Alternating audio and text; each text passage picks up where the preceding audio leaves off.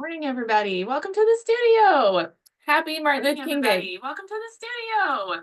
Happy Martin Luther King Day. I swear I had the audio off, but apparently not. That's all right. I hit go live like just a second ago, and they were like, "You do not have permission to live stream." It's like, pretty sure if anybody here has permission to live stream, it would be me. So then I had to restart everything. And it turns out it does work. So who knows? All right, Al, it is so good to see you guys. I hope you're enjoying a day off of work or a day off of school. We are still here in the studio and everybody still has class today. So if you were typically in a Monday class and you're like, I don't know if I have class today because it's Martin Luther King Day and the kids are off school and the banks are closed, the answer is yes, you do have class today. Everybody has class today if you are a Monday student. If you're not a Monday student, you have class this week. Nothing weird going on with the schedule. Starting next week, we'll start to see some off days for our creative exploration kids and a few of our preschool classes. So we'll talk about that in each of the sections. But for this week, in week 3 of January, everybody has class this week. All right, so here we go. Let's talk through each one of these classes. So starting with our preschool classes, it is our black and white and light and dark month. And so here's a wonderful picture of, I believe this is the Flatwood Studio, playing in the dark. The preschool room has been with black lights for the last 2 weeks. And then as we hit week 3, so for my Thursday, Friday classes, this room might switch to a different station because we're going to have the other room blacked out. So just kind of a heads up for that. If you are in a Monday or a Tuesday class, you're a little bit behind because of those snow days. So you are still doing week 2's projects and week 2's stories. So you will be reading, I'm going to make sure I get it right. You're going to read Freight Train and you're going to paint with sponges and make some long freight train kind of art. So that's what you have going on. If you're in week 3, which is our Thursday and our Friday classes, you guys are going to be reading Flashlight by Lizzie Boyd. We're going to have the big room blacked out when you come in so we can read the book by flashlight, and we'll do some shadow tracing and we'll play with some black and white paint and explore what does, you know, when you have black and you have white and then you get a grayscale and all sorts of good stuff, right? For my Thursday, Friday people, this is your last class of the month of January. So you're actually going to have you're going to have a day off next week, which is the 30th and the 31st. So those will be your off days, and then we will see you when February rolls around.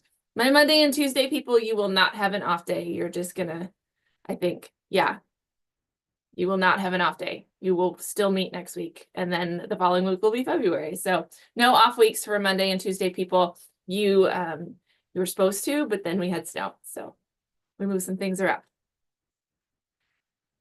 As a reminder, before I click on, as a reminder, if you're ever like, how do I find out this schedule? Everything seems super random.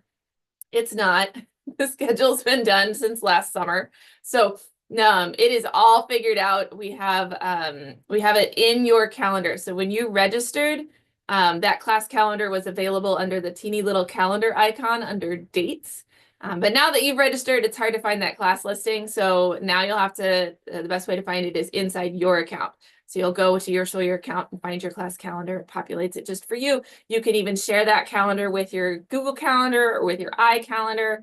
So it automatically puts that class on the calendar. And then when things change, so like we had to move Monday's class at the beginning of the month down to today, to Martin Luther King Day, then that also updates in your Sawyer listings, because then I go into your account and move all of that. Okay. Same thing for some of my people will like, oh, can we come on Friday this week because we've got something going on Tuesday, and I transfer you just a single day. That'll also repopulate into your Sawyer calendar. So it's a great resource. If you're not sure how to get to that, there are instructions for finding your class calendar inside your confirmation email, as well as on our For Current Students webpage, which the best way to get that is from the footer of the webpage. All right, here we go. Multimedia classes. So I didn't bring K-3 stuff because remember, they're like big poster size pictures and they're hard to move around in the closet. So hopefully you saw some really great pictures of our K-3 classes adding the second step to their multimedia artworks. This is this step 2. This is what this artist is doing, is she's adding organic or geometric shapes. So we had a conversation about the difference between those two shapes and redefined them. And then they chose their shapes and their composition. They chose their color family and they added those onto their painting. That was our week 2. In week 3, we're going to add another layer, and the goal is that like you can still see like all the layers. But if they decide to repaint over the whole thing, we don't really stop them. So the next layer is lines, textures, and marks. Okay, so we're going to kind of discuss what you can do. The brushes also get smaller as the month goes on. So we started with like, painting cards. Then we had bigger brushes, and then the brushes will get smaller this week. And then in our 4th and 5th grade class, I did bring a couple examples.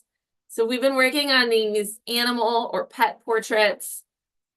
And in week 1, we painted the background, right? And in week 2, we sketched it out and we started painting. So that's what this artist is doing. She's got it sketched out. Some of our classes, depending on what the background looked like, we sketched either in chalk pastel, because that's really easy to wipe off, or the ones I grabbed here today, a lot of them used a washable marker. It works really well on kind of the slick surface. And so for our kiddos, remember, this is not the type of class where we're all painting the same tiger, or we're all painting the same flamingo, we're all painting the same dog. They brought in a photo, or they located a photo reference that they are using for their portrait, and we are going to have a different artwork for every single person. And so they have their photo reference. We love having like a printable photo that nobody's really attached to, because then we can do things like draw all over the top of it in order to identify the contour lines. And so then they did their contour lines on their page and look how this is such good scale, you guys. There's a tendency to draw really small, and this artist did such a good job of getting it nice and big. And the balance between positive and negative space is right on. And so they are ready to start blocking in, which would be a week 3 step. I'm gonna set this down here. I'll grab a different one. I grabbed ones that have no green in them, because with the green screen I can't show green stuff. So here again, we've got our photograph, and then we've identified kind of the contour lines and the shapes, and we started doing all of the blocking out. And then one more one. Well, you can see this one. This one's a little bit darker background. Yep, there we go. We got it all sketched out. Isn't that great? So they're sketched out. Their next thing that they will do is kind of mix that base color and start getting main colors blocked in and adding in tints. So that's the main color plus white for highlights, and shades. And that's the main color plus black. We'll also have a lesson in how to use complementary colors for shadows. Really, at this point, you guys, this class, their job is to paint. We got the drawing done. We just have to paint and paint and paint and paint and paint. Here we go. I'm going to grab from my next pile over here. This is our 6th, 7th, and 8th, 12th classes. They're going to be altering pictures.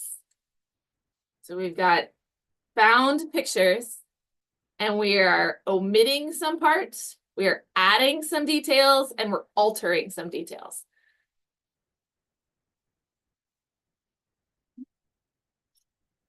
They're a very like surrealistic way of making art. Here's another one. Again, I had to pick ones that didn't have a ton of green in them.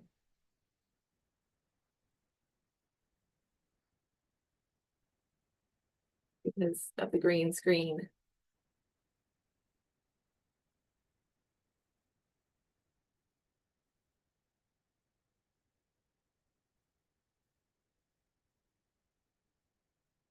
So some of this, we can see we've got like white things. Now, I don't know if they're going to stay white or if that's just the main, like the kind of a primer that they put down. I don't really know the vision, but I'm excited to see it. These guys also, like, their job is just to paint and paint and paint and paint and paint. They've done their like lesson part, and we'll do a lot of critiquing where we sit down and everybody looks at everybody's and gives feedback, or ask questions or ask for help or ask for feedback, and then they'll just have work time. This class is the only class that's going to be using those Posca pens too. So we've got the acrylic paint pens for them to use. So once they like get done with all their brushwork, if they want to add even more fine details, they can get out the paint pens.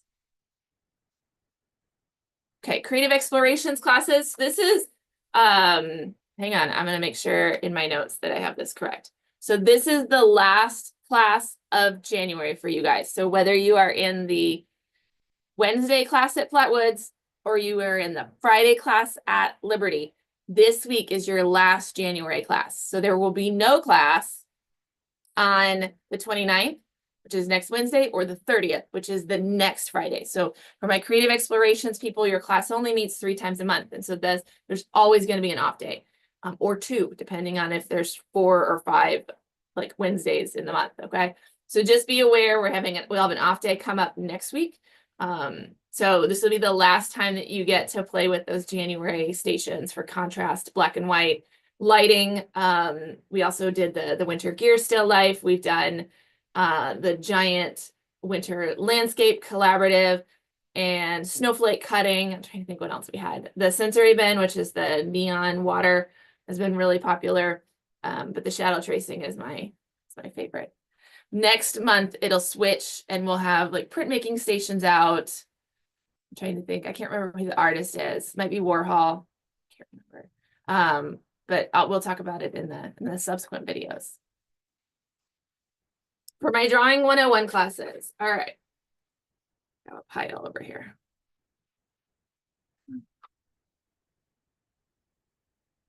I gotta get my notes. This is when I start to get confused. 5 different drawing classes. Here we go. Drawing 101 classes last week did a winter gear still life and they played with oil pastels. Now this is the first time, at least this year, that we've gotten out oil pastels, and we don't play with them very often. A lot of times in this class, we end up with chalk pastels. So oil pastels are a real treat. They're really, they're almost like a crayon, only instead of being wax-based, they're oil-based. So they're a little bit softer, a little bit butterier. And then the cool thing about it is, and this is what the artist is doing here, is after you put down a layer, you can actually use baby oil as like a solvent and turn that oil stick into oil paints. And so you can blend them together, almost like you would with a chalk pastel, only we just use like our fingers or a Q-tip. In this case, we're using like just a little bit of a baby oil. When I was a kid, we used turpentine to do this, but we don't do that anymore.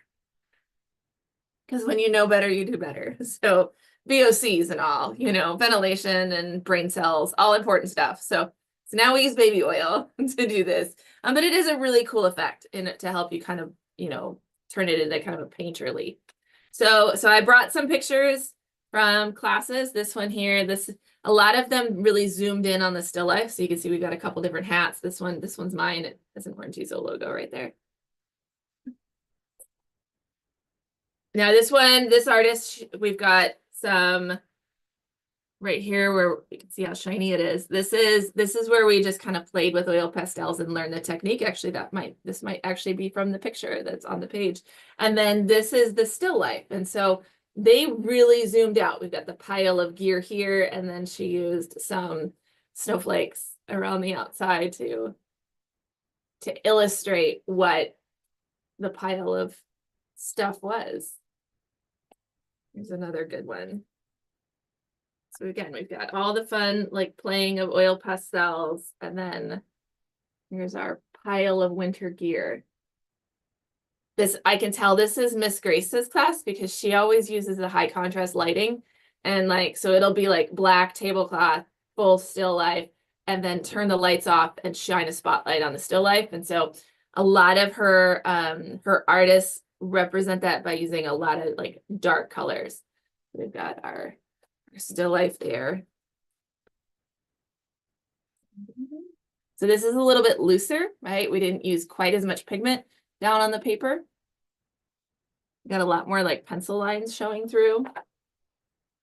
I think that's it. So I'm down further in my pile, but that is all of the 101 still life. So in this week, we're going to move away from drawing from life and observation, and we're going to go from drawing from photograph. And so we've got photographs of winter landscapes. A lot of them are in sunset or sunrise, which gives us some beautiful colors. You get the pinks and the oranges and the yellows and the purples and the blues in the beautiful reflections from the snow. And so we're going to use chalk pastels and draw from photographic reference. In 102 class, now I didn't bring anything from these lessons. So I really hope that you saw the pictures because they are amazing. And so my 102 advanced realistic classes are doing figure, so like the human figure, all month long. And last week, or in week 1, we did the dancers, right? So we drew from photograph. In week 2, which was last week, we drew from life and we took turns being a model. So this is Miss Melissa's Tuesday class. She and I co-teach that class. She's covering for me this first couple months because I've got high schoolers who play basketball and it's basketball season. But if you're in that class, I'll be back. I just got to get through January and February, but come March, I'll be back to teaching. But Miss Melissa is teaching it for the first couple months. And so this is Tuesday night in Liberty, and we're using the fort as our stage. They're taking turns modeling, and we've got large lap boards, and then they're working on like gesture drawings. So the papers are fairly good size. We're working with charcoal, trying to keep things loose because the poses are only like 2-3 minutes long. But a lot of that is based on like getting proportions down on paper. So, you know, torso to legs, arms to legs, you know, everything being in proper proportion, as well as angling and foreshortening and all sorts of good stuff. So we can do, you know, if you're doing a 2 or 3 minute pose, you can do a lot of poses in 90 minutes. So they've got a lot of these newsprint papers. And what we did was we just folded them up and put them in their journals. And so they still have them. It's not an easy thing for me to dig through their journals or show you because it's pretty large, but it really was a great experience. We will probably do this again. If nothing else, just as like a warm-up activity with the kids. So it's a fun one to, you know, start the day off with. Now my illustrative kids are working on, and that's what I brought to show you. They're working on like scenes and settings and places. And so they are designing a world. It could be any kind of world. And we're zooming in on it. In week 1, we did like a map view for planning out that world. And then we kind of zoomed in week 2. So we're looking at like a cityscape or a landscape, not a map. And then in week 3, this week, we'll actually put our character into the scene. So I'm going to see if I can hold this up. Now, our illustrative kids don't work in journals. Usually they like to work in these folders. And so their papers are hole punched and they can come in and out. That world is wild. I'm going to put this one back. Then we're going to go right here. I'm going to pull this one out. Oh, this one, he's already got it hole punched. So it's in the book. So you can see most of our artists, I'm impressed, they've got them even inked and have started coloring. Okay, here's an example of one that is not inked, right? So this is still in pencil.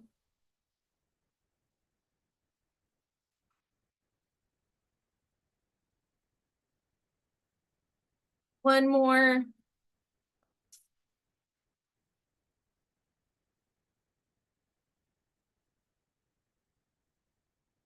Do this one pencil, ink, and we started adding color to it.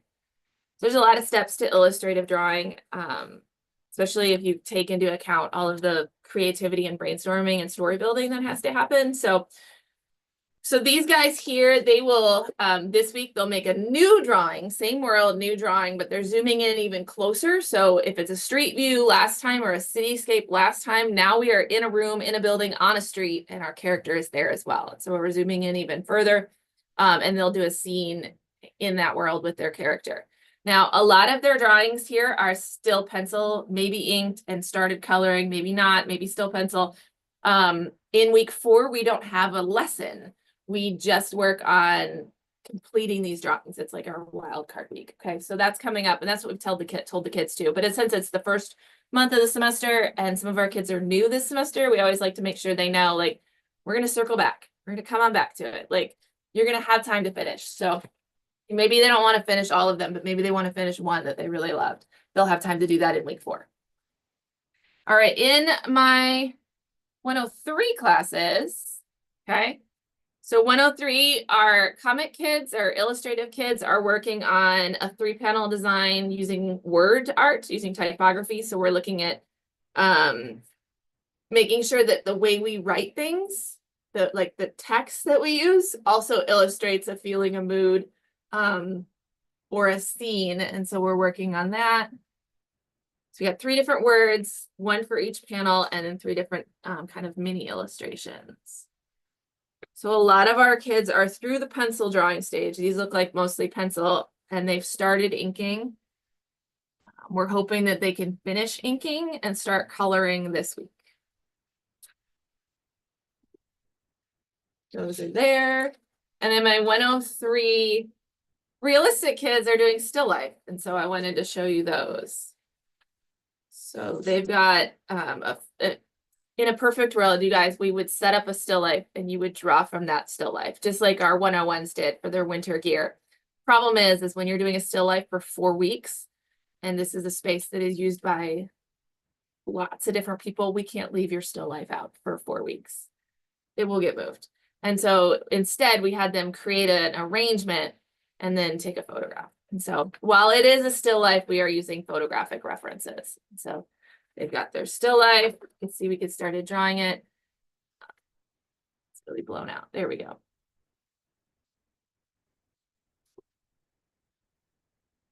We also spent some time because their subject matter is going to be alcohol ink markers. Like subject, their medium, oh my goodness, Allison. Their medium is alcohol markers. So we spent some time doing alcohol ink marker practice. It is not something that a lot of these kids have worked with. It's a very fun one to draw with. So we've got our still life drawn. I got a couple more.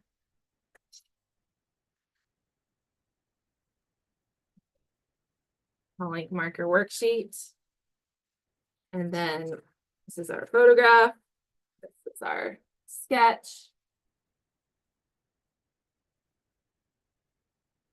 So a lot of them got their pencil sketching done and we'll be ready to start adding color this week. Different composition and a different sketch. This will be a really interesting one to see how they add color to this, right? Because this is a very like monochromatic photograph.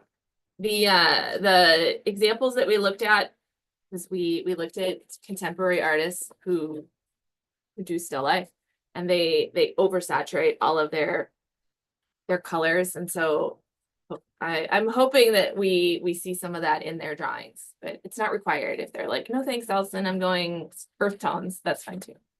So all right, what else do I need to tell you? I think that's it. So the 103 classes, you guys, it's just work time, right? These are the classes that we're hoping they finish a composition at the end of the month. So they've got 2 more hours of work time to do, and then we'll get them matted and with an artist statement. If they come home and they're like, I am so far behind, I really need more time to work, we have makeup times available, even if you didn't miss a class. So if you like, I've been to every class, but I just need more time, you can always come in for more time. It is absolutely okay. Just put additional time on your makeup reservation. If makeups don't work for you, you can't come in on a Monday, you can't come in on a Friday.